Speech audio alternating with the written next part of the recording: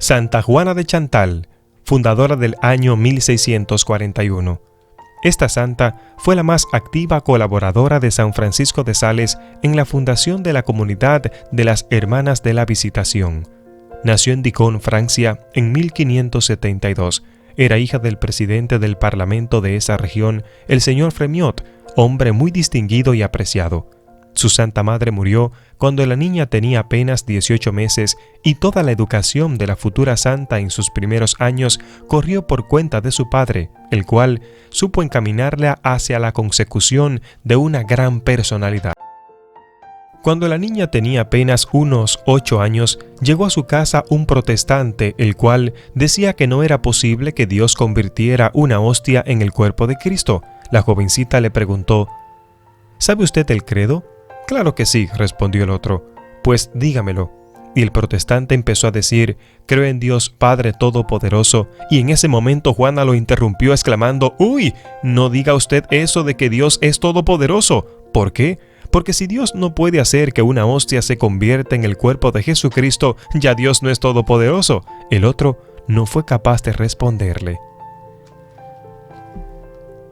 En 1592, al cumplir Juana sus 20 años, se casó con el barón de Chantal, un aguerrido militar que poseía un castillo cerca al de la familia de la joven. En adelante, ella se llamaría la señora Fremiot de Chantal. Su matrimonio transcurrió felizmente por 9 años y tuvieron un hijo y 3 hijas. Pero en 1601 el esposo salió de la cacería y uno de sus compañeros se le disparó el arma y lo hirió mortalmente. Ya moribundo, el señor Chantal hizo jurar a Juana que no tomaría ninguna venganza contra el que lo había herido, y murió santamente. Ella quedaba viuda de solo 29 años y con 4 hijos pequeños. Fue después madrina de los niños de quien le había matado a su marido. Y para demostrar que sí perdonaba totalmente, ayudó siempre a esa familia. Por 2 años se le pidió a nuestro Señor la gracia de encontrar un director espiritual que la encaminara hacia la santidad, y una vez en sueños vio a un sacerdote alto y venerable y oyó una voz que le decía: «Ese es».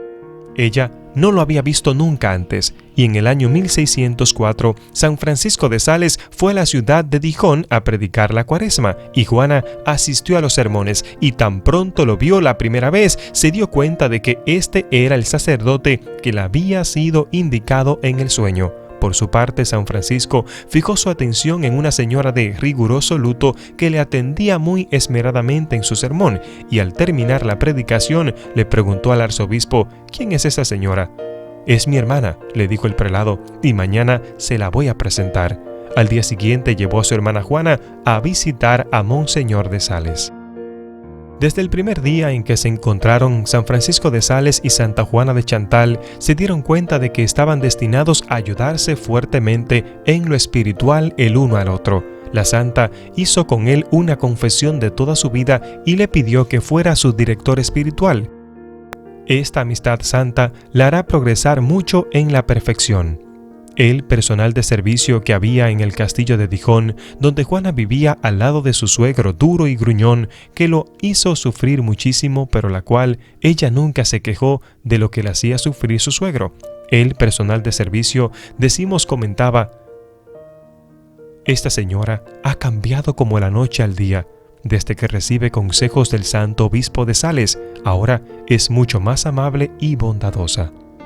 La viuda Juana se dedicaba a educar a sus hijos de la manera más esmerada que le era posible y a administrar muy bien los bienes que le había dejado su marido, y repartía cuantiosas limosnas a los pobres. Había hambre y escasez en el país, y cada día una gran fila de mendigantes llegaba al castillo a recibir abundante comida y buenas atenciones médicas. Ella misma visitaba en sus ranchos a los que estaban postrados y asistía a los enfermos más repugnantes y abandonados. Todo el numeroso personal de la trabajadora de sus fincas rezaba las oraciones por la mañana y por la noche, asistía a la misa cada domingo y recibía instrucciones religiosas cada semana. La amaban como a una madre cariñosa. Su inmenso deseo era el de hacerse religiosa, pero San Francisco se oponía a ello porque primero tenía que educar bien a sus hijos. Finalmente, cuando estos estuvieron bien formados y preparados para triunfar en la vida, el santo aceptó que se fuera de religiosa. Pero entonces su padre y sus hijos se opusieron rotundamente. El papá se le arrodilló llorando, suplicándole que no se alejara de los suyos, pero ella seguía inconmovible en su determinación de seguir su vocación. Su hijo se acostó en la puerta diciendo que tenía que pasar sobre él si quería irse de religiosa. La valiente mujer pasó sobre el cuerpo del amado hijo y casi desmayaba por su inmenso pesar de alejarse llorando, y partió velozmente hacia el sitio donde iba a empezar su labor religiosa. Todos sus parientes se alegrarán después y se felicitarían por tener de familiar a una religiosa de tanto prestigio y de tan grande santidad. San Francisco de Sales había preparado con muchos años de oración y meditación a la fundación de una nueva comunidad de religiosas. Las llamó Hermanas de la Visitación de la Santísima Virgen. El santo obispo encontró en Juana Francisca la mujer ideal para que le dirigiera su comunidad de mujeres, así que en 1610 los dos santos emprendieron la fundación de esta nueva congregación que tantos triunfos religiosos iba a proporcionar a la Iglesia Católica. Esta comunidad tenía la especialidad de que recibía personas aún con graves defectos y muy pobres, y con tal de que tuvieran un fuerte deseo de llegar a la santidad, San Francisco repetía que cada religioso es un hospital que alberga almas enfermas a donde acuden quienes tienen el alma enferma, pero desean conseguir su curación espiritual. Pronto se hizo popular el reglamento tan bondadoso y humano que el santo Sales redactó para sus religiosas de la Visitación. Se propuso que no fueran ni demasiado dura para los débiles ni demasiado suave para los fuertes. El santo quería que la bondad, la mansedumbre y la humildad fueran las características o distintivos de sus religiosas, y Santa Juana y sus compañeras se propusieron llevar a la práctica lo mejor posible estos ideales del santo fundador. Para ellas y para las demás mujeres que desearan llegar a la santidad por medios fáciles y sencillos, compuso San Francisco 3 medios formidables que han hecho inmenso bien en todo el mundo. La práctica del amor de Dios, el preferido por Santa Juana, y que la llevó a ella a un altísimo grado de amor hacia nuestro Señor. Las conversaciones espirituales, que son charlas que el santo les hacía a las religiosas cuando iba a visitarlas y que la madre Chantal y sus compañeras fueron copiando cuidadosamente. Y el arte de aprovechar nuestras faltas, que no fue redactado como libro por el santo, sino que ha sido extractado de las centenares de cartas que él escribió a las personas a las cuales proporcionaba dirección espiritual por correspondencia. Estos escritos, sumados a su libro más famoso, La Introducción a la Vida Devota o Filotea, llevaron a la madre Chantal, a sus compañeras también, a un altísimo grado de espiritualidad. Su padre, el presidente Fremiot, había formado a Juana con una rigidez especial, como preparándola para terribilísimos problemas que se le pudieran presentar en la vida, y esta formación le llegó muy oportuna porque el sartal de dificultades que le fueron llegando parecía interminable.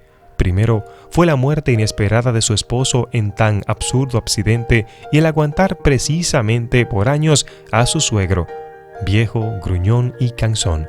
Luego, su hijo Celso, al cual había preparado con tanto esmero, entró de militar y al salir a defender a la patria contra los invasores extranjeros y contra los herejes hugonotes, cayó muerto en la batalla, dejando una vida muy joven y una niña recién nacida, de cuya formación tuvo que encargarse la madre Chantal. Una de sus hijas se casó con un alto empleado de la corte, el cual murió inesperadamente en una epidemia, y la joven esposa, en medio de grandes angustias, murió al dar a luz a su primer hijo. En 1622 muere San Francisco de Sales, dejándola sola al frente de una numerosa comunidad recién fundada, y luego llegó la peste que acabó con buena parte de las religiosas de su comunidad. Además de todo esto, la alta sociedad no dejaba de criticarla y burlarse de ella por haberse entrado de religiosa. San Francisco le escribía una vez: si usted se hubiera casado nuevamente con un señor riquísimo, la gente no la criticaría, pero como se dedicó a servir al Creador del cielo y de la tierra, ahora sí que la critican sin compasión. Ánimo, trabajar y hacer el bien incansablemente y dejar que la murmuren hasta que se revienten. Cuando San Francisco de Sales murió, se encargó de la dirección espiritual de Juana y sus religiosas San Vicente de Paúl, y este santo dejó de ella el siguiente retrato espiritual.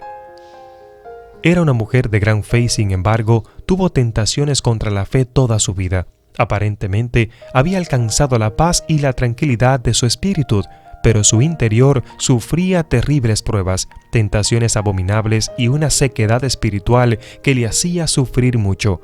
La vista de su propia alma la atormentaba, pero en medio de tan grandes sufrimientos jamás perdió la serenidad ni el buen genio, y todo lo hacía por amor a Dios y por la salvación de las almas. Por eso la considero como una de las almas más santa que haya habido sobre la tierra. Magnífico elogio hecho por un gran santo acerca de una santa admirable.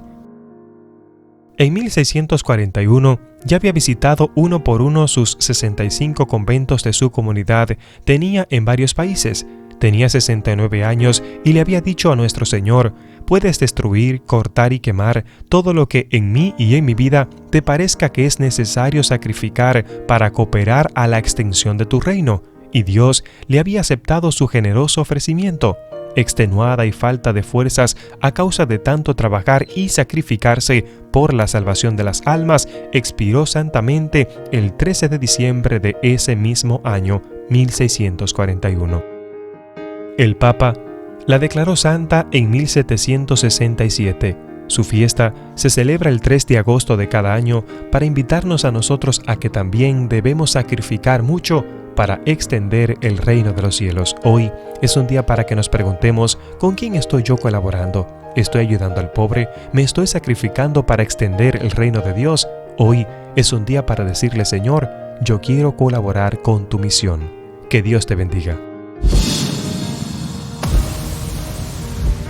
Gracias por escuchar a Ariel Céspedes. No olvides compartir y suscribirte en este canal.